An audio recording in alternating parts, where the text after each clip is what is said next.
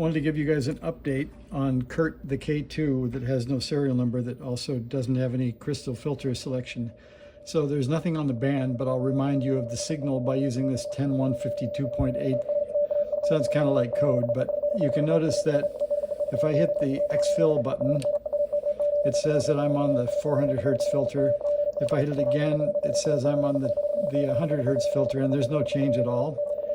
There's a slight change on the 150, I think only because of setup. But 700, 400, and 100 are all the same, and I measured the voltage. I'll remind you of that again. So on the crystal filter here, this bias XFIL, that sets the voltage to all these variable voltage caps, and that changes the filter bandwidth. And then if I take you to one more page, I'll show you that it goes to the control board, and here is bias XFIL, and it's just an op amp with a gain set on it and driven right out of a pin out of a quad 8-bit DAC. I can see the output of the DAC changing when I change the filter button, but the output of this op amp isn't working. So I've ordered this op amp, which is an LMC 660. That should be here soon. But then last night I had this idea that I have another K2 that's got similar options and kind of similar age. So you'll agree that 150 is slightly different, 700, 400, and 100 make no difference at all. So let's power off. We'll drop the foot. I've already taken out, sorry about that.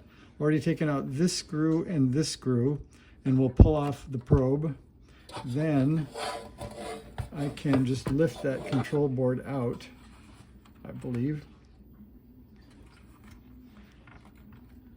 Yep.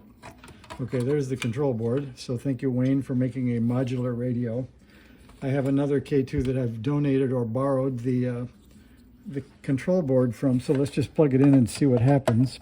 I haven't tried this yet. I think it's, it's a good idea. Let's look.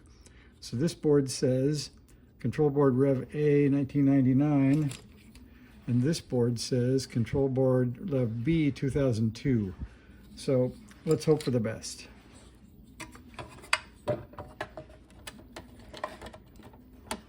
I guess if it doesn't work, we'll have an idea why, but we won't know exactly till we go look at the revision history.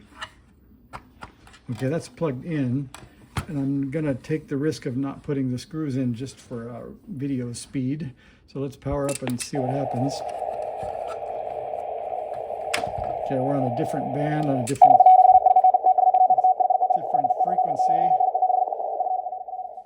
And wow, is that loud. So for some reason the AF gain isn't working correctly, maybe because of the ground, but let's try the filter. Oh, look at that, filters work. That's pretty cool. So I think we can say then that this board, this LMC 660, is probably bad. I can check both sides of it and make sure. The interesting bits is the gain setting resistors are part of a resistor pack, so I don't believe those are bad. And I guess, let's look. The soldering looks pretty good, actually. So I don't think we're going to say it's either a solder defect or a bad part. So I think we'll wait for that LMC 660 to show up and we'll change it. So it's kind of fun to have the debug step that says something's wrong on the control board, and then change the control board and have it work. So there's our update that Kurt is waiting for his new chip. And in the meantime, I can check the rest of the boards out with this other front panel. So pretty good news. So 4 minutes. Thanks for watching. See ya.